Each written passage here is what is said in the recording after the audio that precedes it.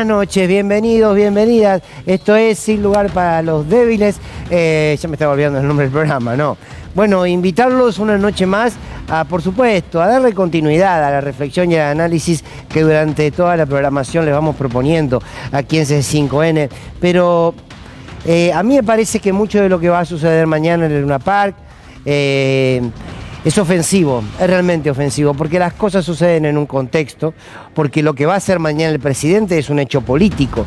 Esta es una realidad, sea cantando, haciéndose el payaso, bailando, qué sé yo qué, es un hecho político. Y es un hecho político en medio de una realidad que golpea cada vez más fuerte. Y algunos podrán decir, bueno, habrá que separarla. Yo creo que no. Yo creo que uno tiene que preguntarse, entre otras cosas, qué goce hay en el medio de la realidad que tenemos, de lo que estamos viviendo, para que el presidente, lo que se le ocurra, aparte de pelearse con el mundo, sea presentar un libro con un show, con música, y están todos contentos y celebrando, ¿no? Con el presentador oficial, el Chanta con honores de Adorni, que le dio a esto una introducción, como que mañana vamos a tener un evento artístico importante. Bueno, por supuesto que vamos a analizar esto, vamos a analizar el conflicto que se está despertando cada vez con más fuerza en Misiones. Quiero decirles, si lo saben, que hay muchas provincias que están empezando a recorrer el mismo escenario. Lo vamos a estar profundizando, como también vamos a preguntarnos por qué un presidente se pelea. Este presidente se peleó con España, se peleó con Colombia, se peleó con Chile, se peleó con Brasil, se peleó con China, bueno, por supuesto con Venezuela, por supuesto con Cuba. Bueno, ¿por qué? ¿Cuál es la lógica, no?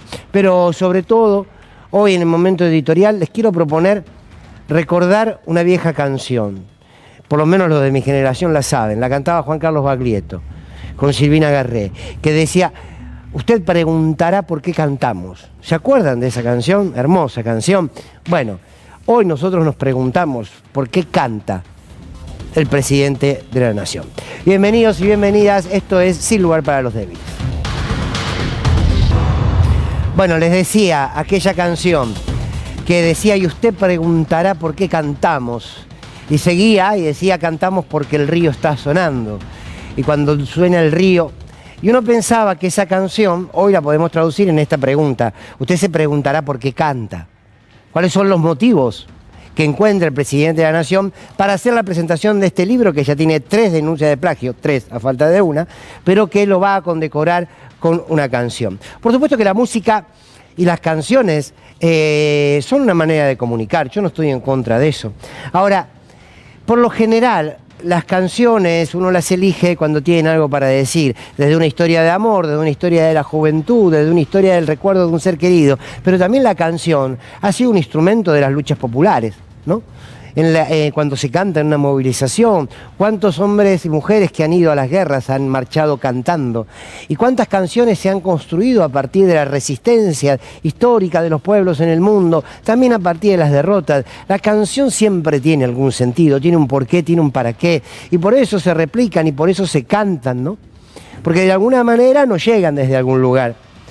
Y yo me quiero preguntar si que mañana el presidente cante en el Luna Park no es más una ofensa que una expresión artística, porque, insisto, todo el mundo, lo haga bien o mal, tiene derecho a cantar. Es una manera de expresar. Pero me pregunto cuál es la canción que puede reflejar este presente. Me pregunto cuál es el criterio político para decidir mañana subirse al escenario del Luna Park a cantar sobre las ruinas de este país, ruinas que está generando y que está multiplicando el gobierno de Javier Milei. Hay Van der Mole, el maravilloso Van der Mole, dice en una canción: cantar es mi mano fuerte y alzada. Bueno, parece que el presidente también, para él mañana será cantar una mano fuerte y alzada, pero yo quiero hablarles del contexto, porque el contexto hace a lo que mañana haga el presidente.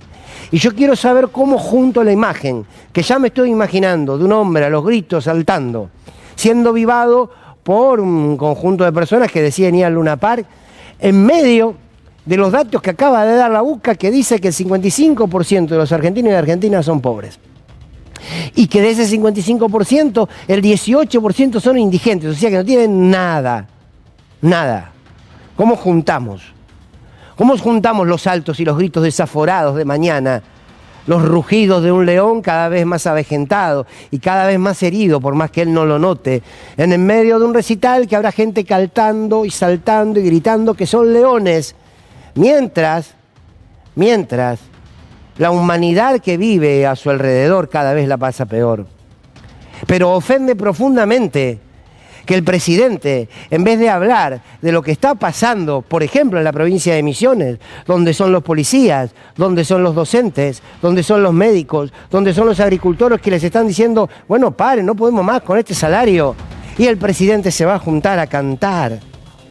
Me pregunto por qué canta, por más que ese canto sea un grito. Y la respuesta es que el presidente goza con la destrucción. El presidente goza con el dolor ajeno. El presidente goza con la confrontación. El presidente goza con ejercer un poder que genere daño. Este presidente no entiende el poder si no es el ejercicio que puede hacer para generarle daño a aquellos que no concibe o a aquellos que detesta. Da la impresión que el presidente camina entre cuerpos que están en el piso dañados, golpeados, moribundos, por la falta de acceso a la salud, por falta de acceso a la medicación, por falta de acceso al trabajo, por falta de alimento en comedores. Y ustedes me dirán, todas las noches, Fernando, decís que falta comida en los comedores. Sí, todas las noches digo que falta comida en los comedores. Pero lo digo porque es la realidad. Y ese es el escenario que uno se imagina, ya que le gusta al presidente mostrarse como un león. Me da esa imagen, ¿no?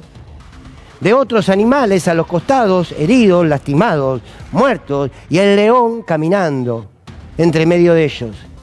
Porque ese goce que tiene por el dolor ajeno lo fortalece en su posición. Milei es un presidente con poder siempre y cuando pueda demostrar que genera daño. No es otra mirada del poder, como de otros tantos dirigentes que pueden decir, mirá, yo ejerzo el poder y construí viviendas, ejerzo el poder y construí derechos, ejerzo el poder y a partir de las políticas que llevé adelante tengo más pibes y pibas que pueden estudiar, ejerzo el poder y tengo más ciencia, ejerzo el poder y mejoro la educación pública. No, la concepción de Milei, del chanta con honores de Adorni y de todo su entorno, de Sper, es, tengo poder porque puedo generar daño. Tengo poder porque te puedo sacar los medicamentos. Tengo poder porque te puedo quitar derechos. Tengo poder porque puedo regalar tus recursos naturales. Ese es el poder de Milei. Hay una satisfacción en poder demostrar que es el rey que destruye. Y ese rey que destruye mañana va a celebrar su destrucción. Porque ¿cuál es el motivo para celebrar? El superávit mentiroso. ¿Cuál es el motivo para celebrar en la Argentina? Nadie en el mundo ve un motivo por lo cual nuestro país pueda celebrar. Pero al mismo tiempo va a construir un escenario mañana que les vamos a estar contando todos y que lo vamos a repetir sistemáticamente. Y ustedes van a decir, bueno, pero ¿por qué repiten? O van a informar de algo que en algún punto no están de acuerdo, porque es parte de la realidad y él quiere tapar la realidad montando un show. Pero tanta fuerza va a tener ese show que va a ser parte de la realidad. Y seguramente, yo mañana, si Dios quiere, a la noche, les voy a preguntar, nos vamos a preguntar, si el contraste de la imagen de un tipo excitado, como va a estar mañana, saltando y cantando, nosotros la podemos juntar con los rostros de la necesidad. Y ante esas dos imágenes, preguntarle a ustedes y a otros tantos, ¿en qué se sustenta la paciencia que se le quiere tener a un gobierno que está en otra? Y no está en otra porque está loquito, ¿eh? Yo digo, permítanme, quizás en algún momento lo insinué, me arrepiento si lo hice. Yo no creo que el presidente esté loco. Primero porque no tengo los elementos suficientes para determinar si una persona no goza de salud mental, no lo sé. Pero además es una decisión política decir que este presidente no está loco. ¿Saben por qué? Porque no le voy a generar, no le debemos generar un instante de impunidad. Y la locura, la imposibilidad de accionar con claridad, con sentido común y de tomar las decisiones con clara conciencia de lo que estás haciendo, el simple hecho de decir que todo lo que hace lo hace porque no está bien psíquicamente, le da un margen de comprensión y de impunidad que por lo menos quien les habla no se lo piensa regalar ni un tantito así. No quiero la impunidad de un loco. No, no, no. Es muy consciente. Él sabe bien qué está haciendo y debe responder por eso. Y el día de mañana responderá a través del voto, a través de la justicia. No es locura. Porque si fuese locura uno tendría que preguntarse, bueno, pero ¿cuánto y cuánto? ¿Cuánto de lo que haces, de ese goce por el daño que haces, es consciente? ¿Y cuánto es inconsciente y forma parte de su locura? ¿Cuánto y cuánto? Ahora, en esa respuesta que buscamos del cuánto y cuánto, ¿cómo se equilibra la balanza? Las consecuencias están a la vista. Y déjenme decirle que tenemos que atender las consecuencias, que tenemos que tender una mano a las víctimas de este modelo, no preguntarnos si este hombre está o no equilibrado o no. Y la decisión política es decir, sí, señores, está en su sano juicio. Y si no lo está, que la gente que sabe de estos temas determine que no lo está para ver qué se hace. Pero mientras tanto lo está. Pero les decía que cuando veamos las imágenes de ayer y al mismo tiempo veamos las imágenes de esta Argentina que se está cada vez expresando más porque se vive mal, tan sencillo como eso, se vive mal, la pregunta entonces va a ser ¿cómo construimos otro concepto de paciencia? ¿Hay que ser pacientes? Quiero decir, cuando a vos te están diciendo que más de 20 millones de argentinos y argentinas son pobres y mañana vamos a estar frente a la tele viendo el show de Luna Park, ¿en serio que nos piden paciencia? ¿Sobre qué se recuesta la paciencia? ¿Saben dónde se recuesta la paciencia? La paciencia se recuesta sobre aquellos que podemos esperar. Lo he dicho en más de una oportunidad, perdonen que sea reiterativo, pero el tiempo es un privilegio de los que pueden esperar. Y quienes tenemos la posibilidad de trabajar y quienes tenemos un hogar, como les pasa a muchos que están del otro lado, quizás podemos esperar. Pero entonces, la espera de aquellos que podemos esperar tiene un colchón. ¿Y sabe cuál es el colchón? El 55% de pobres. Porque aquellos que dicen hay que darle tiempo y hay que esperar, evidentemente se recuestan, total los que sufren son los demás. Total los que la pasan mal son los demás. Y a mí me gustaría mañana, en vez de estar hablando de lo que seguramente será un hecho circense del presidente, me gustaría estar discutiendo una Argentina que hable más de los datos que dio hoy la UCA y no de este personaje que es presidente. Quiero decir, en algún momento tendremos que empezar a discutir la pobreza más allá de los números. Porque ¿qué vamos a decir? Bueno, sí, la pobreza es siempre consecuencia, no es causa. La pobreza se consolida en la medida en que la economía no se distribuye y se concentra en el poder de unos pocos. Y la manera de combatir la pobreza es combatiendo la riqueza. No que no hayan ricos, sino que paguen como tales. Sino que paguen como tales y que haya un Estado que distribuya. Y aparte de todo eso, ¿qué? Y aparte de todo eso, me gustaría decirles mañana, después del circo de Milei, decirle, por favor, a los que siguen pidiendo paciencia, mientras vivimos cada vez peor y este hombre está excitado por un recital en el Luna Park, decirle, ¿por qué no cambiamos de lugar? ¿Por qué no llevamos a nuestros hijos que tienen dónde comer, que tienen dónde acostarse, a los que tienen y piden paciencia? ¿Por qué por unos días no los mandamos a las colas de los comedores que no tienen alimentos? Y que esos chicos que están en la cola de los comedores que no tienen alimentos, se vengan para nuestras casas y puedan comer y puedan dormir con la panza caliente. ¿Por qué no hacemos un ida y vuelta? ¿Por qué no le pedimos paciencia y le exigimos paciencia a aquellos que la están pasando mal? ¿Sabés que van a responder que no? Pero además van a tener esa imagen que es ofensiva, esa imagen que ya es impúdica. Hoy verlo a Adorni casi como contento. No, mañana vamos a tener una... Pobre hombre, ¿no? Pobre hombre. Pero este es el show. Mañana se montará un show para tapar la realidad. Nosotros les vamos a contar parte del show, porque como les decía, se transforma en realidad. Pero lo más importante sigue pasando en el entramado social, que se tensiona cada vez más y que no le van a prestar atención porque lo niegan, porque lo esconden. Insisto, no me quiero extender. Mañana seguramente muchos llegarán a la conclusión que este presidente es un impresentable, que este presidente es un loco, que ese presidente está... Sí, qué sé yo. se dirán un montón de cosas. Yo lo único que les quiero decir es que me da la impresión que hay dos objetivos claros. La discusión de fondo no es lo que mañana los chimpancés hagan con el arbolito. Lo que va a ser es cómo transformamos la realidad que tenemos, más allá de un show en el Luna Park. Seguir discutiendo la realidad y no acusar de loco a quien goza de muy buena salud. Está bien sano, tiene la suficiente maldad como para que nosotros no podamos discernir entre la locura y la supuesta normalidad. Pero no es insanía, simplemente es indiferencia, insensibilidad y maldad, que mañana tendrá un capítulo que será un show. Digno para reírse, no, digno para llorar. 40 años de democracia para que en medio de la pobreza y en medio del hambre al presidente se le ocurra hacerse el showman. Esta es la Argentina que hemos elegido. Bienvenidos y bienvenidas. Esto es Sin Lugar para los Débiles. Bueno, muy buenas noches, Nahuel, Pablo, Avi, querida. Buenas noches. Señor Magallanes. Estoy como loco. Digo, la verdad, ¿no sienten la energía de una Argentina que cambia, de una Argentina que canta? ¿O no? Hoy me traje una remera para usted, mire. ¡Mire qué lindo! Gorilas Sí. riéndose. Sí.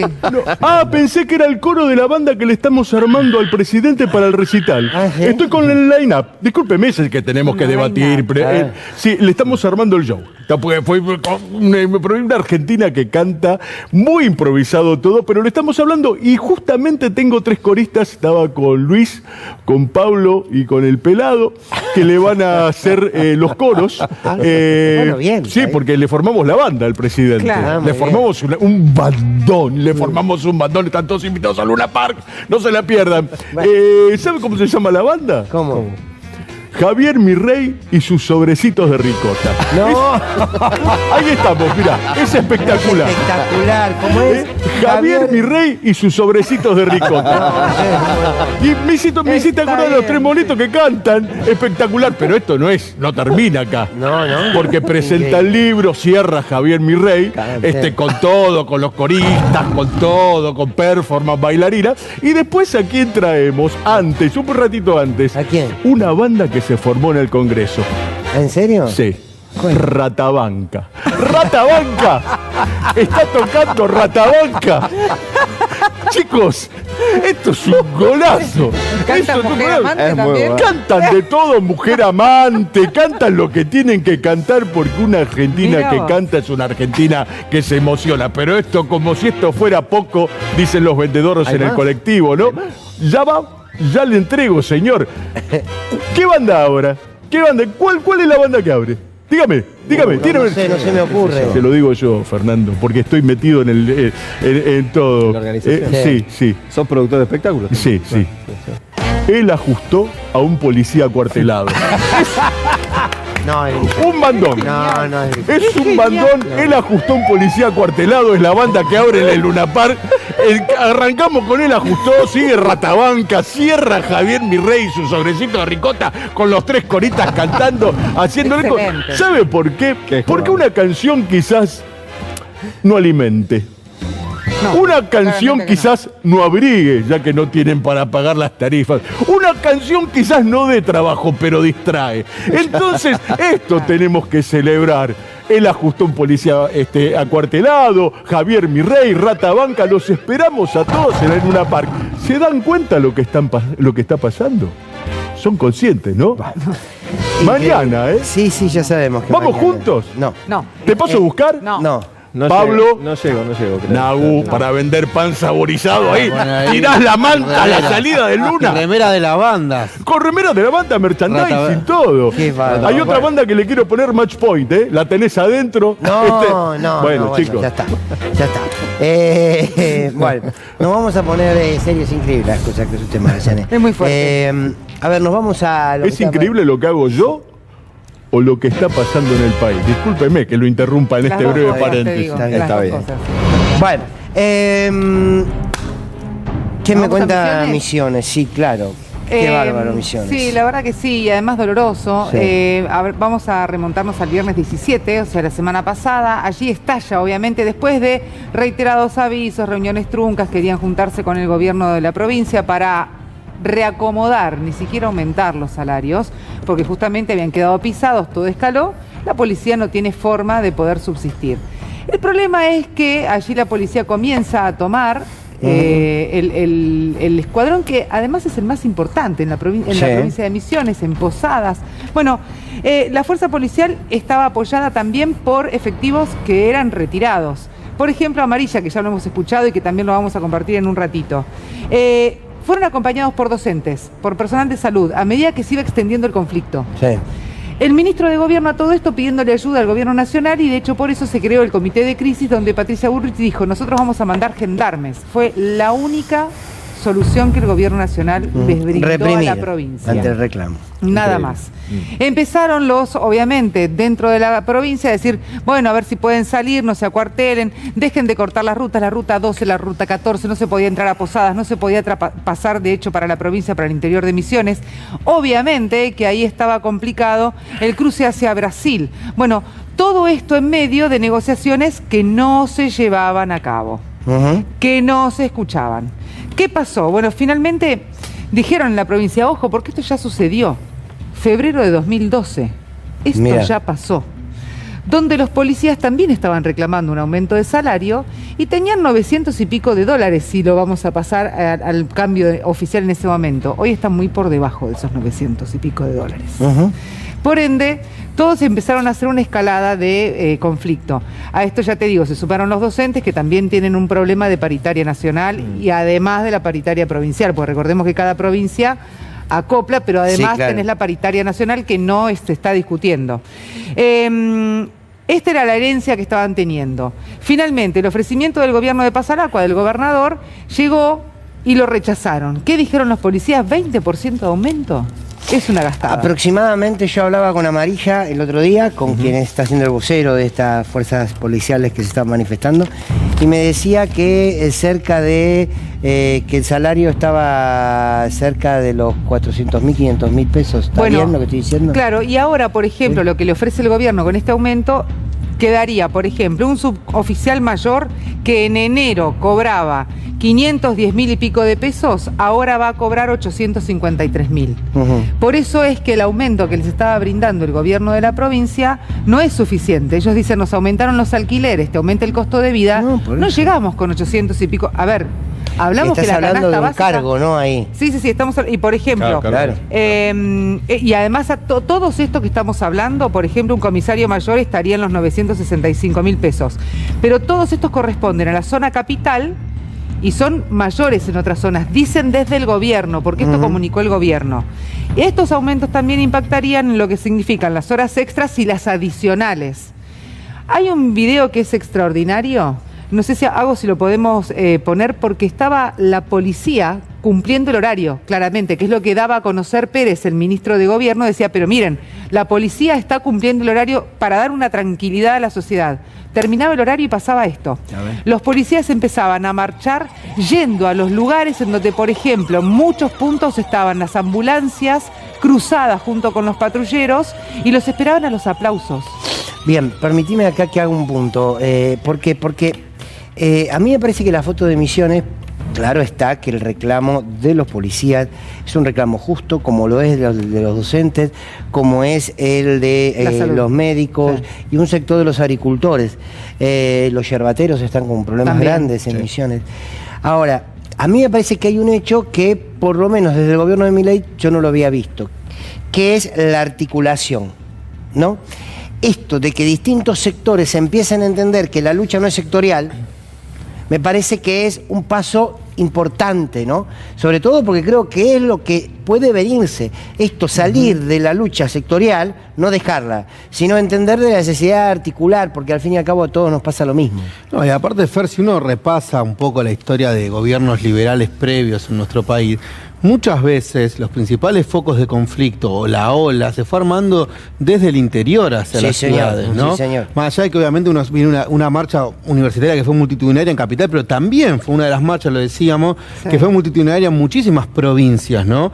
Entonces me parece que a veces hay que tener, uno se acuerda Cultralcó, ¿no? Que a veces este tipo de conflictos que se suelen subestimar muchas veces en una mirada, si se quiere, un poco unitaria, porque hay una suerte de unitarismo libertario, de alguna manera muchas veces son los conflictos que después otorgan un curso distinto a los hechos. Esto de Misiones se replica en Corrientes. Bien. Se replica en Pinamar, en Rosario, se replica en Mar del Plata. En Bariloche también hay Bariloche también. Sí. Hay un montón de expresiones de disgusto. Pero bueno, vamos a ver el informe para que quede más claro.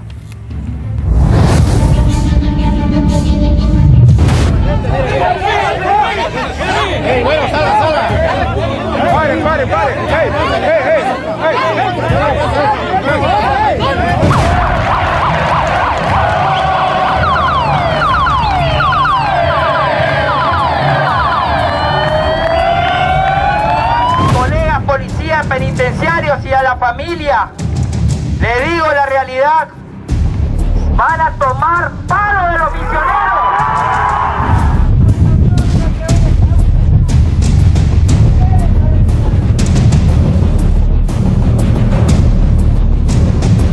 Nos pagan 800 pesos la hora y trabajamos 16 horas de corrido. ¿Por qué creen que el docente vale tan poco? ¿Por qué la tarea docente vale tan poco? ¿Cuánto estás ganando?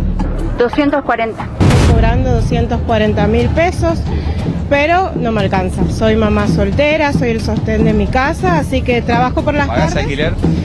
Tuve que dejar, volví a la casa de mis padres porque ya no podía solventar un alquiler. Soy maestra de nivel inicial, pero también mi sueldo no llega a fin de mes. Ahora no tenemos registros, no tenemos tiza, no tenemos borradores, nada. Me llamo Vanessa Benítez, soy de San Vicente, maestra de grado, escuela primaria. Y bueno, con 10 años de antigüedad no llego a los 300.000. Una vergüenza, ese sí que es una vergüenza lo que nos ofrecieron, una vergüenza. Continúa esto, ¿sigue la campe? Seguimos la campe y bueno, vamos a ir hasta la última consecuencia, lamentablemente. La negociación quedó cortada, entonces, Amarilla, ¿quedó cortada la negociación? Las negociaciones siempre estuvieron cortadas. No ha dimensionado el gobierno lo que está pasando y esto se le va a parar la provincia. Y yo no quería decir esta palabra, pero acá se va a venir un estallido social en la provincia de Misiones.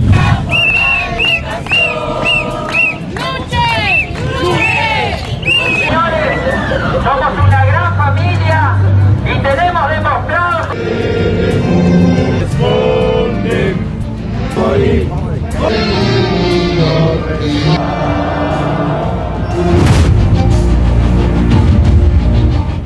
Bueno, ¿hasta dónde escala, no? Este conflicto social, porque el reclamo salarial lo tienen los policías, lo tienen los médicos, lo tienen los docentes.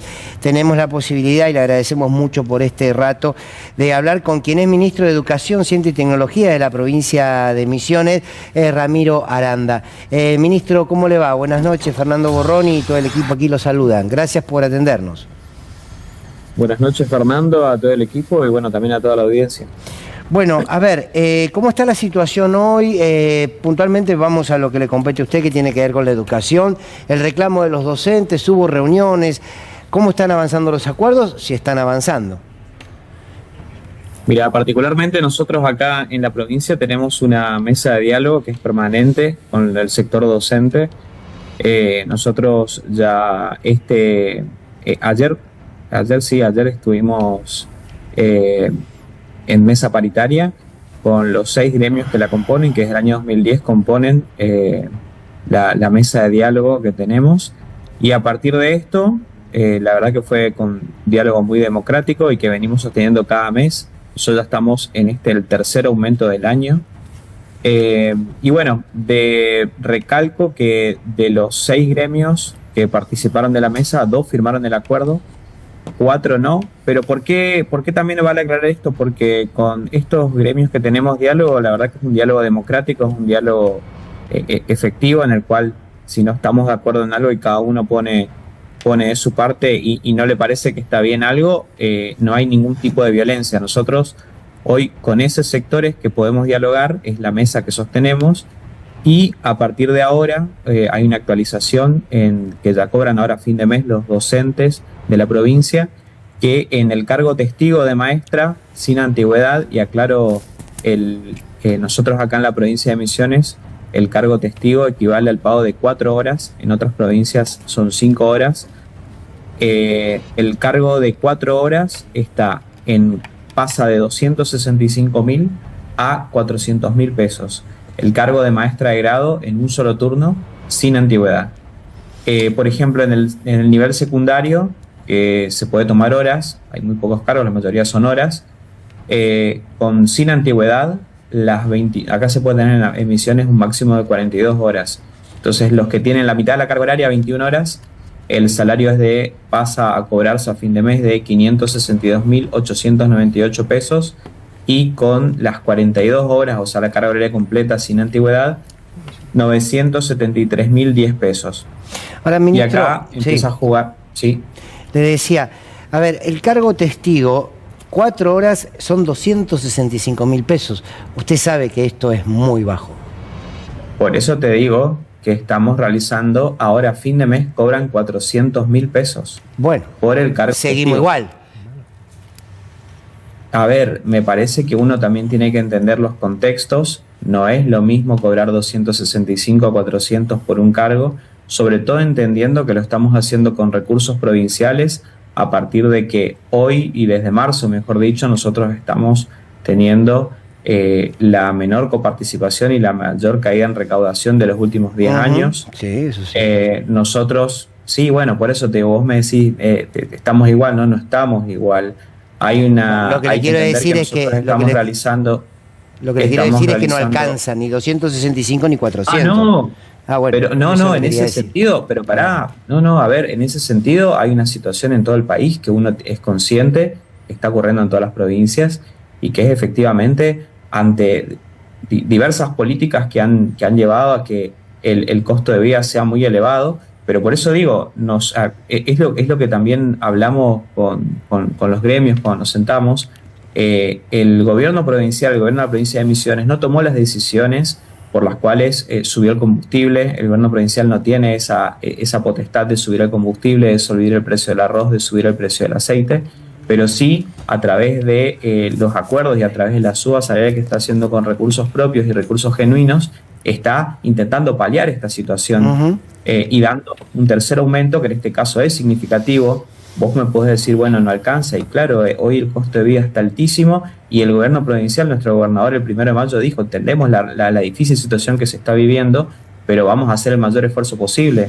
Misiones no va a tomar deuda para pagar cuestiones corrientes, para pagar, por ejemplo, salario, porque eso se vivió en la peor época política de Misiones en la década del 90, en que se deudó la provincia. Nosotros somos una provincia desendeudada, y eso está en los papeles, claro, y siempre puede haber. Ministro. Pero también tenemos una caída muy abrupta de la coparticipación y una caída muy abrupta de la recaudación, porque vivimos Misiones comparte la mayor parte de su territorio con frontera. Y a partir de esto, ¿qué ocurre? Se dio vuelta la situación económica, y antes, hace unos pocos meses, venían todos a comprar a Misiones, los paraguayos, brasileros, y hoy nos encontramos de que el argentino cruza a comprar y la plata no queda acá. Entonces hay una baja también recaudación. Ministro, ¿cómo le va? Abigail Lasalle lo saluda. Buenas noches. ¿Qué tal? Buenas noches. También es una realidad, el costo de vida, o sea, la canasta alimentaria solamente de los misioneros está en 370.000 pesos, eso medido por el INDEC en el mes de abril, ¿no? Y si uno empieza solamente alimento, y si uno habla de la canasta básica total, ya estamos casi en los 900.000 pesos, con lo cual queda muy por debajo el salario, aún con el aumento y el esfuerzo provincial, para poder llevar a cabo una vida más o menos digna, ¿no? Claro, pero tiene que ver con estas cuestiones que te digo, que nosotros no somos una isla, Misiones no es una isla en la cual nosotros hay muchas decisiones que no las toma el gobierno de la provincia y repercuten en la sociedad. ¿Y por qué se hace entonces? Y repercuten en la sociedad misionera, ¿sí? ¿Y por qué entonces se aplica el aumento, aunque son los 6 los sindicatos que están dentro de la mesa dialoguista, pero de todas maneras firmaron 2, y por qué el acuerdo se aplica igual? Porque así a fin de mes pueden cobrar todos. Nosotros no podemos dejar con esto que vos decís. Aparte, te vuelvo a repetir, esta mesa de diálogo es constante, nosotros todos los meses nos juntamos, no hay una mesa cerrada. Si nosotros no cerramos un acuerdo ahora, es para cobrar a fin de mes, hay que hacer las liquidaciones ahora y después seguiremos charlando. Por eso hay una mesa de diálogo que nosotros en lo que va del año, no solamente que dimos 3 aumentos, con el gobierno provincial dio 3 aumentos, sino que cuando el gobierno nacional anuncia que no envía más el Fondo Nacional de Incentivo Docente, la provincia genera el FOPID, que es el Fondo Provincial de Incentivo Docente.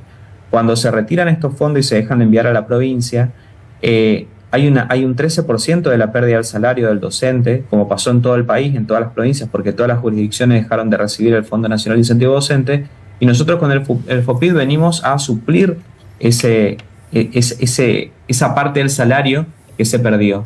No lo tomamos como aumento eso, no lo tomamos como aumento, pero si nosotros hubiéramos tenido esos fondos, sí hubiera sido parte del aumento. Pero hay que entender también que estamos en una situación muy particular a nivel país, en todas las provincias está pasando, y nosotros también tenemos que ser responsables en lo que la provincia puede dar, porque no es solamente salario, sino que tiene que ver con la obra pública, tiene que ver con servicios, tiene que ver con un montón de cuestiones que no pasa exclusivamente por el salario. Ministro, usted decía recién que la provincia no se puede endeudar, ¿no?, para cubrir lo que el Estado Nacional no les manda. Entonces, ser responsable también es reclamarle al presidente Javier Milei, que se jacta todo el tiempo de superávit fiscal, pero no cumple con la ley, porque es ley, el FONID y el Fondo Compensador, y ustedes no pueden afrontar esos gastos. Me parece que el gobernador tiene que reclamarle al gobierno nacional que cumpla, si no ustedes tendrían que ir por la vía de judicialización, porque tienen la provincia con un enorme problema que no tiene solución. Pero si ustedes siguen la actualidad de la provincia, el gobernador cuando hizo las presentaciones, justamente cuando se retira el Fondo Nacional de Incentivo Docente, y nosotros después, por la vía, por supuesto, administrativa, como todos los ministros y eso fue público, ustedes también creo que me hicieron una entrevista por ese tema cuando todos los ministros de las distintas jurisdicciones, no recuerdo si este programa, pero sí de C5N, me hicieron la entrevista y en la cual todos estamos reclamando y seguimos. Ahora nosotros la semana que viene también tenemos nuevamente Consejo Federal. Acá nadie está diciendo que no se está haciendo los pasos legales, ni tampoco la vía administrativa. Pero también siempre es el diálogo democrático, sin violencia, no porque yo esté acá y no agarre una lanza y me vaya a reclamar algo, eso no es democrático. Pero hasta ahora no hubo hechos de violencia en los reclamos. ¿Cómo? Hasta ahora no hubo hechos de violencia en los reclamos.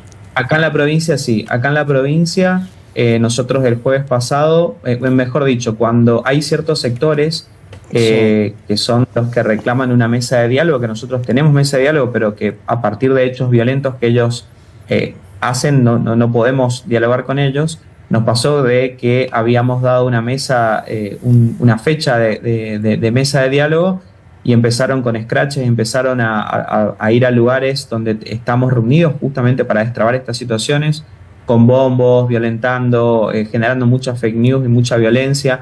Yo dije, hay que hacerse responsable porque hay cuestiones que se generan desde las redes sociales, en la inmediatez que tienen, que repercuten después en gente que tal vez pero no está bien, lo comprendo, pero no es, pero fíjate, expresarse con bombos y por las redes sociales no suena mucho a violencia, como la entendemos. No, está bien, pero lo puede incomodar. El jueves pasado, si ustedes siguieron, por eso digo, la actualidad de la provincia, estuvimos en la legislatura provincial en las sesiones que se sancionaban leyes sobre educación, y hubo una protesta enfrente a la legislatura en plena sesión, se tiraron las vallas, se empezaron a golpear, una situación muy violenta. La policía no reaccionó, la policía se quedó en la puerta de manera muy prolija para que nadie ingrese, y no pudimos salir del recinto hasta que se fueron. Claro. Y eso es un hecho de violencia. Bien. Entonces yo lo que te estoy diciendo, no estoy hablando de una protesta, una marcha pacífica, estamos hablando de situaciones de violencia, de que hagan circular nuestros números de teléfono para que nos manden mensajes, yo tengo 2 hijas chicas. Bueno, pero a ver, ministro, está bien, ¿quiénes son? Le creo lo que usted me está diciendo, ¿quiénes son los violentos? Que usted dice que son los violentos. Porque hasta ahora todos, usted está de acuerdo que los reclamos son reclamos justos. No, por eso, hay un sector el cual está teniendo actitudes violentas. ¿Cuál es ese sector? Que supuestamente hay un sector justamente de la docencia. Yo no quiero dar la entidad con nombre y apellido. ¿Es el que los mismos gendarmes querían desalojar a los escopetazos, ministro? Eso ocurrió en el interior, ocurrió en el interior. Yo no sé qué sectores estaban manifestándose, también quiero ser responsable en eso. Yo particularmente, claro, porque hay, como ustedes vieron, ustedes estaban diciendo, hay cuestiones de la policía, pero nosotros particularmente, yo te puedo hablar de lo que es la negociación paritaria de la docencia, y nosotros tenemos una mesa de diálogo paritario, pacífico, abierto, y por eso también recalqué lo de los gremios que tal vez no firmaron, pero que no hubo ninguna situación de violencia y que se marcharon de la reunión sin ningún tipo de problema. Ministro, yo le quiero... Estamos viviendo, estamos viviendo en democracia, hay mecanismos para poder reclamar las cosas y que tienen que ser a través de la vía pacífica. Está bien, pero yo soy docente. Déjeme decirle algo, ministro. Primero, le agradezco mucho que usted dé la cara. De paso, le podría aconsejar al gobernador que lo haga el gobernador también. Pero le reconozco y le agradezco que usted está dando la cara. A mí lo que me parece es que usted fue muy claro cuando dijo, bueno, hay medidas que las toma el gobierno nacional, que a nosotros, como a toda la Argentina, nos excede y nos complica la situación económica. En eso estamos todos de acuerdo. Bien. Ahora, me parece que hay otra instancia de querer, de alguna manera, poner en las víctimas, que son, en este caso, los docentes que tienen un mal salario, que usted lo reconoce y trabaja para ello, como lugar de victimarios. Bueno, hay sectores que están siendo violentos, perfecto. Hay que decir cuáles son y, en todo caso, ver cómo se actúa. Pero en la generalidad no es que los docentes son violentos y el problema es la violencia. Esto se lo quería aclarar y le sumo... No, para nada.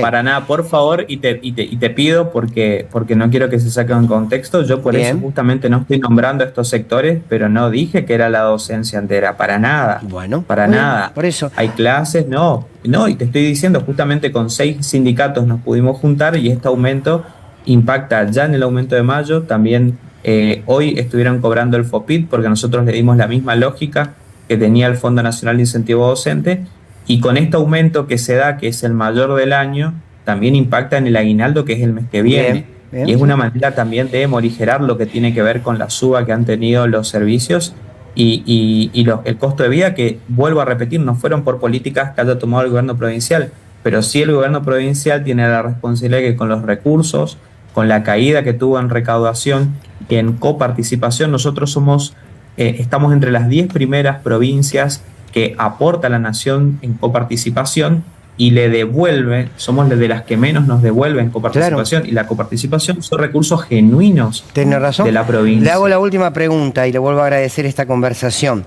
Es tal cual usted lo describe. Si la provincia está siendo víctima de muchas políticas a nivel nacional, quizás usted la pueda responder o no. ¿Por qué el gobernador Pasalacqua dice, voy a ir al Pacto de Mayo? ¿Por qué el gobernador Pasalacqua de alguna manera acompaña? Va cambiando de opinión bastante, pero acompaña el proyecto de ley base. Digo, si la provincia está siendo víctima de su política, ¿cuál es la lógica de la gobernación a acompañar a la gobernación nacional? Mira, acá hay una cuestión que es muy clara, me parece que no da para meterse en la cuestión fina de querer encontrar los peros, pero hay una realidad. Siempre, y yo como profesor de ciencia política, que hace 5 meses estaba en el aula, siempre lo dije, cuando uno pierde en una elección, la democracia, ¿qué dice? Y eso nos ha pasado. Yo nací en democracia, pero aprendí siempre y enseñé a defenderla. Yo nací en el 84, y a partir de esto siempre lo dije, tenemos que defenderla, y los mecanismos de la democracia dicen que cuando gana un partido que no nos gusta, uno tiene que hacer cuestiones constructivas, no tiene que generar violencia. Siempre y cuando siempre y cuando no dañe con sus políticas a sus propios conciudadanos. No, pero ojo, yo dije no se debe generar violencia. No, la violencia estamos de acuerdo. Sí. Bueno, no, yo hablé de violencia. No se debe generar violencia, uno puede generar reclamos a través de distintas vías que siempre son democráticas. Yo hablé de la violencia. Jamás la respuesta, y sobre todo por la responsabilidad que tenemos ahora de que estoy hablando en un medio de comunicación y soy un funcionario, jamás la respuesta tiene que ser violenta. Eso estamos de acuerdo. Nosotros, lo que a mí me cuesta entender, y usted como licenciado en ciencia política lo sabe mucho mejor que yo. Profesor en ciencia política. Bueno, me cuesta entender que se apoye a un gobierno nacional que le genera políticas que le dañan a los misioneros y a las misioneras. A mí me cuesta entenderlo. Y para mí no lo justifica una elección. Tiene que ver con la gobernabilidad de la persona que hoy en día está y que le votó la mayoría del país. Que le votó la mayoría del país. Yo no vengo a decir acá quién voté o qué voté. porque yo estoy acá hablando como un funcionario de la provincia, pero la persona que dijo que iba a hacer determinadas políticas y que efectivamente la está realizando y que la mayoría del pueblo le votó, uno también tiene que respetar eso, aunque te guste o no te guste, porque es la democracia así. Bueno, y si tal vez uno dice, bueno, yo pienso que de otra manera que me ha pasado a mí, yo siempre dije, desde el año 2003, que cumplí 18 años y empecé a votar, siempre dije, la mejor manera de votar es votando cada vez más. Cada vez más vos te podés equivocar con tu voto y podés repensarlo para la próxima elección. Yo tengo esa teoría de que a veces no se cumple, pero que entre más elecciones vos las vas viviendo, mejor te vas a votar. Lo discutimos en otro momento porque es un interesante debate y no se lo voy a cargar a usted, pero digo, en otro momento lo invitamos o volvemos a charlar así por Zoom, porque yo creo que ese posicionamiento, que es respetable, por cierto, que usted tiene, se agota cuando la realidad lo golpea a uno. Porque si a mí con mi salario, y voy a sacar a los docentes para no involucrarlo a usted directamente porque sería injusto de mi parte, pero si a mí con mi salario de policía no me alcanza para dar la comida a mis hijos, yo no le puedo decir a mis hijos, bueno, miren, la democracia es respetar que alguien le saque el plato de comida a la mesa. A mí no me cierra, lo respeto porque es su posicionamiento y cuando quiera lo invitamos a debatirlo, y le agradezco una vez más que haya dado la cara y que hayamos podido conversar. Perfecto, pero quería solamente dejar claro eso, que a fin de mes, ahora, este fin de mes, los docentes de la provincia de Misiones van a tener un aumento de sueldo, el cargo de maestra testigo de 4 horas, de 265 pasa a 400.000 pesos, el cargo del nivel superior, sin antigüedad, que son 30 horas superiores, se puede tener, pasa a 893.719 pesos, con la posibilidad de tener 2 horas más en el nivel secundario, y el cargo de 42 horas de nivel secundario sin antigüedad pasa a 973.010 pesos. O sea, va a haber un aumento y va a repercutir eso también en el próximo salario que se cobra el aguinaldo, y es la manera que con los recursos genuinos se está dando un aumento a toda la administración pública, no solamente la docencia. Ramiro Aranda, ministro de Educación de la provincia de Misiones, muchísimas, pero muchísimas gracias. Que tenga buenas noches. No, gracias a ustedes por la comunicación. Buenas noches. Bueno, muy bien, nos vamos... Perdón, ministro, una última pregunta, por favor. No, ya se terminó la nota. ¿Ministro? Hola. Quería preguntarle a ver si va Luna mañana. Vamos a una tanda. Mañana el show, yo no vengo mañana. Ah, no viene, claro. Vamos a una tanda y enseguida volvemos. Le conseguía nota en la entrevista. Muy bien, continuamos en Sin Lugar para los Débiles. Nos vamos a meter de lleno con el tema de España, que generó tanta repercusión y la sigue el presidente, ¿no? Match point.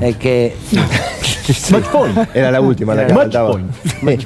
Bueno, es una de las que vamos a tener, ¿no? Declaraciones de Javier Milei, claro, porque todo esto tiene que ver con esta reunión, este encuentro de Vox en España de cara a lo que son las elecciones europeas, ¿no? Donde el único primer mandatario de manera presencial fue Javier Milei, si bien apareció Giorgia Meloni a través de un video también. Esto va de cara a lo que va a ocurrir el 6, 7, 8 y 9 en cuanto al Parlamento Europeo, y el presidente que hace una vez más un viaje personal. Esto tiene que ver con Vox, por supuesto, con la ultraderecha, que después Nahuel nos va a explicar obviamente un poco más de qué se trata el tema, pero esto generó un conflicto diplomático cuando el presidente tildó directamente de corrupta, ya como si hubiera una sentencia firme, ¿no? Después de algunas acusaciones también de grupos de derecha que tiene que ver con Begoña Sánchez, que es la esposa del presidente Pedro Sánchez, Begoña Gómez, perdón, la mujer de Pedro Sánchez, donde él la tildó de corrupta. Esto generó un conflicto y una escalada muy fuerte que provocó la salida de la embajadora en la República Argentina, y fue anunciado por el ministro de Asuntos Exteriores, Juan Manuel Álvarez, de esta manera. Mire, sobre este asunto 3 cosas. Lo primero es que las instituciones españolas no hacen política, mucho menos política exterior, a través de tweets, ni participan en ningún show. En segundo lugar, es que el Gobierno se mantiene vigilante. La situación, como indicaba usted, no ha cambiado y, por tanto, les anuncio que retiramos a nuestra embajadora en Buenos Aires. La embajadora se quedará definitivamente en Madrid. Argentina continuará sin embajadora.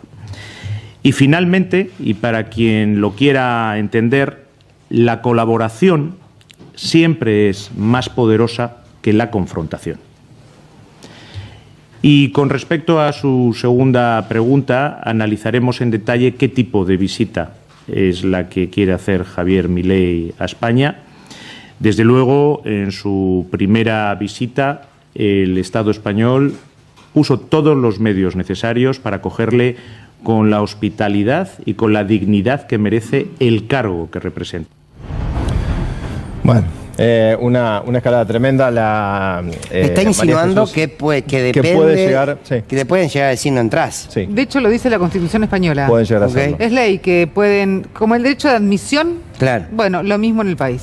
Sí, él no puede entrar y María Jesús Alonso no vuelve, ¿no? Por ahora a la República Argentina. Algo histórico, ¿no? Una escalada realmente muy fuerte, donde además el presidente también después lo tildó de cobarde, de fascista, lo mandó al psicólogo, ¿no? Lo mandó al psicólogo para ver si madura. Pero bueno, a propósito de esto, el presidente Javier Milei tuvo la excusa. Viste que vuelve a aparecer la polarización abriendo otro frente y nuevamente la culpa tiene que ver con el kirchnerismo que ha orquestado y ha organizado todo, con Alberto Fernández también, que lo asesora Pedro Sánchez, disparó contra todos lados y el kirchnerismo tenía que aparecer nuevamente, ¿no? Para polarizar, y así lo dijo.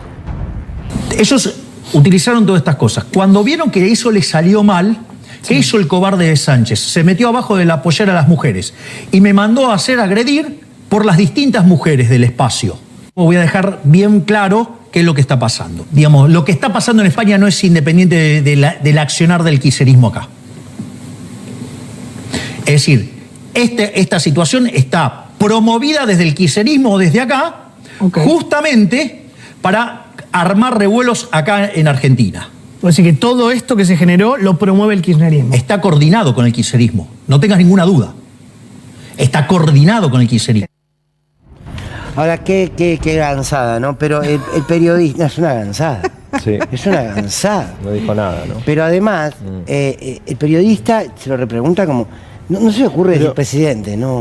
Usted acusó de corrupta a la mujer del presidente de España. ¿Qué tiene que ver el kirchnerismo acá? No, pero aparte, Fer, digo, Jonathan Viale y ese tipo de periodistas siempre estaba muy preocupado por las relaciones de Argentina con el resto del mundo. ¿Te acordás? Ahora no. Siempre era la idea de que Argentina está aislada del mundo, de que es lo que se le criticó a Cristina, es lo que se le criticó después a Alberto. Desde que asumió Milei no paró de tener tensiones con China, ¿no? Con Brasil, Ahora lo vas a ver. con Colombia. Sí, con Entonces, todo. Sí, digo, me parece que ahí no hay ningún tipo de... Con el Papa, no hay ningún tipo de repregunta sobre algo tan claro como eso. Sí, le faltó culpar a algún mapuche también, y creo que algún iraní, ¿no? Que podría también Pero aparecer además, en todo las esto. palabras salieron de su boca, Sí. porque él se escuda diciendo, no, bueno, lo que pasa es que a mí también desde el gobierno me dijeron que yo consumí estupefacientes. Pero Una frase pidió... completamente salida de contexto. Porque Pero igual de hecho, pidió hoy estuvieron perdón. haciendo toda... Que se rectificó, Y el mismo presidente Sánchez le exigió al ministro que acusó al presidente argentino de esto, le dijo, tiene que pedir disculpas, digamos. Tal cual, bueno. Y lo dijo, Y ahí ya quedó. está. Y Pero él se sigue escudando en eso. Y hay una cuestión de estatus, ¿no? Y aparece nuevamente, él empezó primero, ¿no? A mí Esta me cosa dijeron, así medio infantil de claro, como que arrancaron ellos a mí me primero. dijeron. Sí. Bueno, hablábamos con respecto a cómo lo tildó al presidente español de cobarde, lo mandó al psicólogo. En la misma entrevista decía esto. En el último mes comenzó con una andanada de agresiones hacia mi persona. Arrancó con uno de sus ministros, con Puente, que entre otras cosas me acusaba de ingerir sustancias y cosas por el estilo, o sea, una acusación muy grave. Fue tan grosero lo que hicieron que le salió mal, y ahí el ministro tuvo que recular un poco. Como eso le salió mal, empezó a mandar a agredirme a mujeres. O sea, el presidente Sánchez es tan cobarde que para tratar de agredirme me mandó a hacer agredir por mujeres. Esa metodología no le funcionó porque no le contesté a ninguna de las mujeres que él mandó cobardemente a agredirme para hacer una acusación de misógino. ¿Qué hizo? Salió él directamente a agredir. Y también lo hizo de Zapatero. Entonces, ¿qué quiere decir? Que ellos pueden insultar a todo el mundo. Bueno. Es un adolescente, ¿eh? Sí, es realmente sí, redobla la apuesta. Se realizó el encuentro en el día de ayer por la tarde del Instituto Argentino de Ejecutivos de Finanzas, donde vamos a escuchar después las palabras del presidente, pero antes la canciller Mondino también se refirió a este tema. En un momento le bajó un poco el tono, esto dijo que no deberían afectar las relaciones en los próximos 20 o 30 años, ¿no? Parece un préstamo UBA, estas cosas increíbles que aparecen en la República. Y va a terminar como el préstamo UBA. Más o menos, ¿no? Sí, Va a claro. escalar de esa manera. Sí. Y lo que dijo fue que la relación entre Argentina y España es como un... Bueno, véanlo y escuchen ustedes. En este momento esto es una anécdota que tenemos con España, podría ser de cualquier otro tipo de naturaleza y ahora te contesto. Es un caso bastante particular en donde la relación personal que pudiera o no haber entre los líderes de un país no pueden ni deben afectar la relación entre la sociedad, la comunidad, etc. España además tiene una... Bueno, no hace falta que cuente lo que es España para Argentina, es realmente de una importancia monumental. Esto es un tema que es estrictamente interno, político, y que la verdad que desde el punto de vista de las relaciones exteriores ¿viste los electrocardiogramas que hacen pip? Bueno, pero no debería ser algo que afecte a los próximos 20 o 30 años. Yo no lo puedo. Sí, me faltó un toque mondino en el cierre. Si los gallegos son como hermanos. Vio que los chinos son todos iguales. Claro. Faltó ese toque. Pero qué mala onda tiene, Pablo, usted. Vos. No, yo lo único que le quiero recordar a usted, Magallanes, y a la canciller también, que el electrocardiograma también puede hacer pi. Claro. No, se puede quedar una línea plana, eterna, y ahí ya no hay forma de ¿Vos sos reanimarlo, argentino, ¿no? pibe? Te lo pregunto. Hasta la MED. O cuando vos sos argentina, piba. Sí. Parece que no, parece que son todos españoles. Hay que bancar al presi. Hay que bancar al presidente. ¿Por qué sonríe? Cuando lo nombra. Nosotros los periodistas independientes, cada vez que nombramos al presi, sonreímos. Cada vez que él dice una brutalidad, se la reafirmamos. Es el ABC del periodismo independiente. ¿O no? Si hablamos de brutalidades, decía recién Abu, ¿no? La situación de esto de insertarnos en el mundo. Bueno, venimos generando muchos conflictos desde lo que fue la campaña y posteriores también. Miren ustedes cómo nos hemos peleado y cómo se ha agraviado a tantos líderes mundiales. Y en cuanto a China, es uno de los socios principales de comercio. Bueno, serán socios comerciales del sector privado. Nosotros no hacemos pacto con comunistas. Pero entonces, ¿qué harías? O sea, ¿no cerrarías las relaciones de Argentina con China? Yo no promovería la relación con comunistas, ni con Cuba, ni con Venezuela, ni con Corea del Norte, ni con Nicaragua, ni con China. O sea, para Venezuela vas a cambiar la política. Obviamente. Claramente. Y en cuanto a Brasil, es el socio comercial más importante de Argentina, hablaste duramente de Lula en el pasado. ¿Se pueden acercar? No. La carnicería que es Venezuela es verdaderamente inaudito, lo mismo que la isla cárcel de Cuba. O sea, entonces, después hay otros casos que van camino a, ¿no? Digamos, como el caso de Colombia con el señor Petro, que, digamos, bueno, mucho no se puede esperar de alguien que era un asesino terrorista, ¿no? Comunista. López Obrador, como su candidata Claudia Sheinbaum, han tenido palabras muy duras con usted. Es un halago. Es un halago. Digo, que un ignorante como López Obrador hable mal de mí, me enaltece. Pero las élites globales no se dan cuenta de lo destructivo que puede llegar a ser implementar las ideas del socialismo, porque lo tienen demasiado lejos. No saben qué tipo de sociedad y país puede producir y qué calaña de gente atornillada al poder y qué niveles de abuso puede llegar a generar. Digo, aún cuando tenga a la mujer corrupta, digamos, se ensucia y se tome 5 días para pensarlo. Bueno. Tremendo. Pero este nivel de agresión, ¿no? Sí, y redobla, ¿no?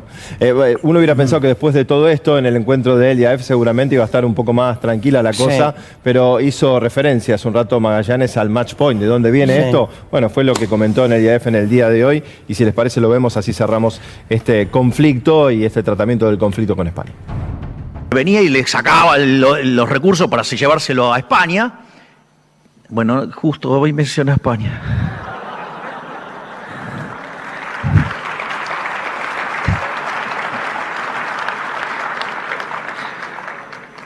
Igual ya lo tengo match point a Pedrito.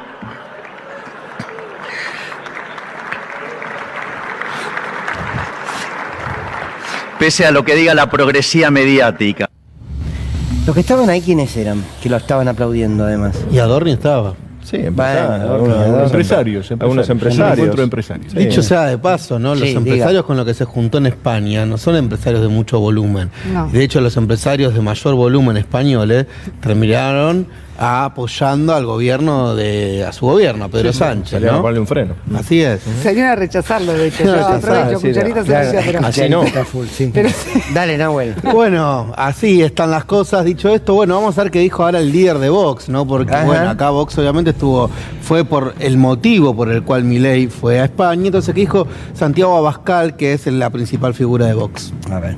Y me parece que es totalmente intolerable generar un conflicto diplomático por un asunto personal. El gobierno no puede apelar a la soberanía, a la dignidad de España, cuando además ha pactado a nivel nacional y ha logrado la investidura como presidente, aliándose con todos los separatistas que quieren destruir la soberanía y la unidad. Con separatistas y terroristas, ¿no?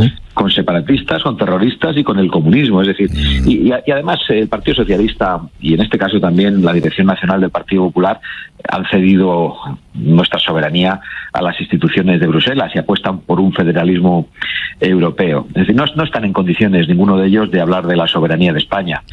Y no se puede iniciar un conflicto diplomático y dejar sin embajador a los españoles que viven en Argentina por un capricho personal. El señor Sánchez no es el rey, aunque él se lo crea. La señora del presidente del gobierno no es una figura institucional.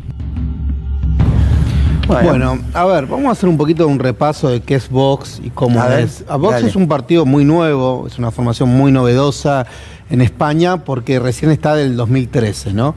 Para hacer un poquito de memoria, España entra en una crisis, lo que eran los dos partidos tradicionales, el PP con Rajoy y el PSOE, que luego va a derivar en Pedro Sánchez como su nueva figura, como su nuevo oxígeno. Y en el medio de esa crisis aparece en su momento lo que fue el 15M en Madrid, un movimiento de indignados muy importantes. Aparecen formaciones como Podemos va a ser una formación liderada por Pablo Iglesias, en su momento por Íñigo Errejón, pero versión izquierda, en la cual muchos ex PSOE van a formar parte. Va a aparecer Ciudadanos, porque primero hay como del PP, aparece como una versión PP más light joven, que era este movimiento Ciudadanos, que después empezó como a decaer.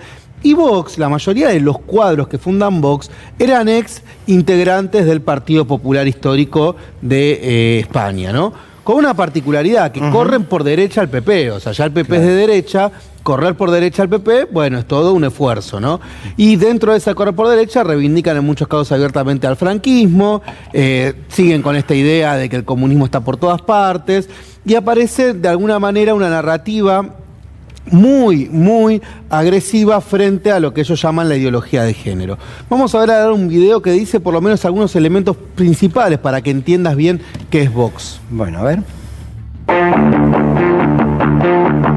Ha acabado con 36 años de corrupción socialista y ha espantado de Andalucía al comunismo chavista que representa Pablo Iglesias y compañía. La España viva quiere que su hogar sea defendido, que las paredes de su casa sean protegidas, que las vallas de Ceuta y Melilla se defiendan. Quiere que se expulse inmediatamente a los que entren sin permiso en nuestra casa y quiere que se prohíba cualquier tipo de ayuda social a la inmigración ilegal.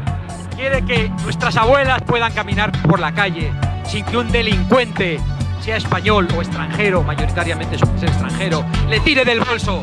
Y no tenemos ninguna fobia al inmigrante ilegal al que comprendemos. Tenemos fobia a los políticos progres que están llamando a la inmigración ilegal y que causan problemas de integración en nuestra sociedad. Puede que eso contribuya a la mala comprensión de algunas personas sobre los inmigrantes, pero yo creo que fundamentalmente contribuye a la verdad. ¿Pero usted no está contribuyendo a esa mala percepción? Yo creo que estoy contribuyendo a que los españoles conozcan la verdad. Las voceras del feminismo supremacista no hablan en nombre de todas las mujeres, sino en nombre de su propia ideología, que es una ideología totalitaria y, por cierto, también suicida. Los colectivos LGTBI no hablan en nombre de todos los homosexuales, sino de aquellos que han hecho un negocio de dinero y de poder para hablar en nombre de ellos.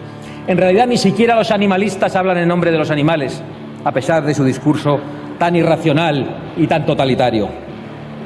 Señorías, Vox ha llegado hasta aquí, entre otras cosas, para denunciar esta ficción política que ustedes quieren instalar, por la cual unos pocos se arrogan la representación de todos con el dinero público de todos los españoles. Que no admitís que se criminalice a la mitad de la población por su sexo con las leyes totalitarias de la ideología de género. a que se respete y proteja la vida, y que exista una especial protección a los más débiles, a los niños en el vientre materno y a nuestros ancianos. El otro día decía Javier Milei que el socialismo es una enfermedad del alma. Yo lo comparto. No sé si se quedó corto, pero el socialismo como ideología política es la ideología más criminal de la historia de la humanidad.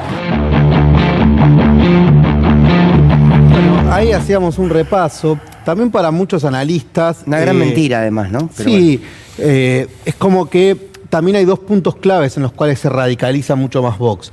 Uno es en el 2017, cuando hay una cumbre de la derecha europea, lo que se llamaba el euroescepticismo, en Alemania, ¿no? Ahí se juntaron todos, la AfD de Alemania, que es un partido neonazi, Le Pen, bueno, se juntaron todos, y ahí de alguna manera Vox sus líderes vuelven de esa cumbre de la derecha en Alemania mucho más radicalizados, y a su vez con el conflicto de soberanía de Cataluña. ¿Se acuerdan? En ese conflicto Vox obviamente tiene una posición muy dura, antiindependentista, de defensa de España en su integralidad, y ahí de alguna manera también hay un segundo elemento que explica cómo empieza a radicalizarse, ¿no? Obviamente tienen sus principales enemigos, lo que son cualquier tipo de asistencia estatal, lo que es el feminismo, lo que es el ambientalismo, lo que ellos denominan un socialismo que lo ven en todas partes, cuando la realidad en Europa es que cada vez son menos los países que adscriben al socialismo, ¿no? Eso es lo curioso de lo que está pasando. Y a su vez, si bien reivindican gran parte de la libertad, como hace Milei, también reivindican a la monarquía. Entonces ahí hay una cuestión como un poco que toma tradiciones más conservadoras de España con una mezcla, con un cóctel de supuesto liberalismo extremo. Ahora bien, me gustaría compartir un discurso que da Pablo Iglesias, el referente de Podemos, porque los trata de parásitos. Se dice de alguna manera, ustedes ni siquiera son la derecha conservadora clásica, no hicieron nada extraordinario y viven a costa de lo que hicieron otros tipos de la derecha en otros años, ¿no? Así que vamos a ver un poco lo que decía Pablo Iglesias. Y ustedes en esta Cámara hablan mucho de comunismo. Y para mí es un honor representar a un grupo político dentro del cual hay un partido con casi 100 años de historia, el Partido Comunista de España, que fue condición de posibilidad de la derrota de la dictadura, de la construcción de la democracia en nuestro país y de la Constitución del 78, a pesar de gente como ustedes, que nunca estuvieron a favor de la Constitución, que nunca estuvieron a favor de la democracia y que cada vez que se esconden detrás de la figura del monarca, ustedes sitúan a la monarquía en una posición de debilidad. Porque si la monarquía tuvo éxito en este país fue precisamente por alejarse de gente como ustedes. Señoría, no habría democracia en Francia y democracia en Italia sin la acción de los comunistas de estos países que son reconocidos como héroes de la patria.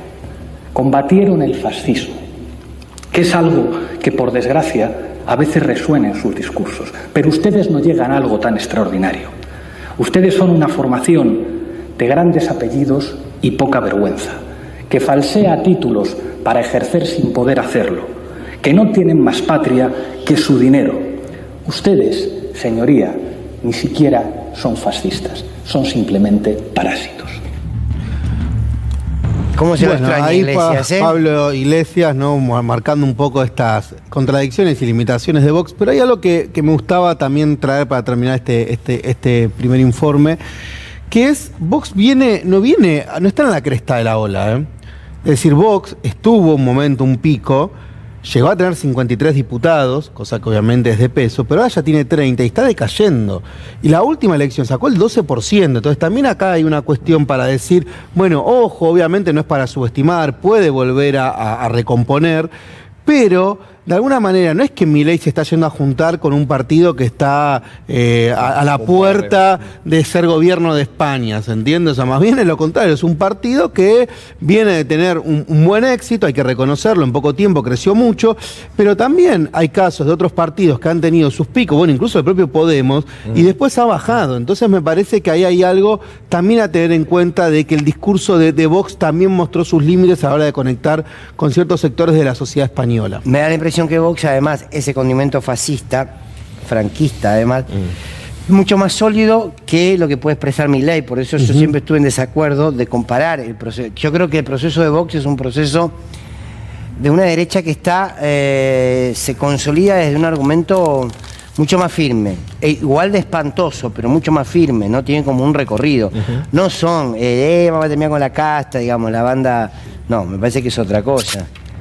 No haga así. No, Perdón. Pero llame por el nombre. No, no me acuerdo. El de la esquina. Vos sos muy joven, pibe. Pero hoy estás acá, mañana estás acá y pasado estás acá. ¿Quién iba a decir que un pensamiento como el de la vicepresidenta iba a ocupar ese lugar años atrás? Vox, hoy es Vox, pero mañana puede ser Vox. Y hablando de eso, tengo... Qué profundo. ¿Quién es la diferencia? No noté la diferencia entre Vox y Vox. Pibe, ¿vos pensabas que Villarroel iba a ser presidente con todo? Él iba a visitar a la... Pero vicepresidenta, la vida te da sorpresa, sorpresa te da la vida. Yo estoy muy musical y me despertaste algo que es sé Vox nomás y al mundo cambiarás, el tema del más fuerte. Porque tenemos el lunes, tengo otro, ¿se lo puedo decir? Rápido, que tengo una tanda que tenemos cuento. Él ajustó a la clase más bajas y yo desperté queriendo votarlo. Mañana suena en el Luna, chicos. Los esperamos a todos, entradas gratuitas, para todos, vamos. Gracias. Una tanda y después les voy a leer un texto maravilloso de Luis Arranz. ¿Está el ministro? No, ya se fue el ministro. Bueno, muchas gracias a todos y a todas. Gran programa. Cuchara, ¿cómo va? Nos vemos mañana. Felicitaciones. No notaron, ¿no? Cada 2 palabritas, cucharitas se mandaba. Tiqui, tiqui, tiqui. Bien, son códigos internos. Estuvo bien hoy, Abigail, ¿no?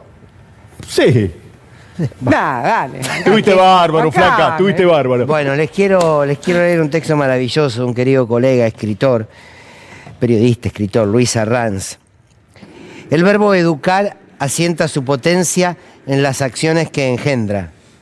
Educar siempre es aprender, siempre es escuchar, siempre es compartir. No hay modo de conjugar este verbo multiplicador en su forma singular. La educación siempre es a partir de 2. La educación es, entonces, una especie de antítesis de un espejo. No sirve para mirarse, sirve para mirar.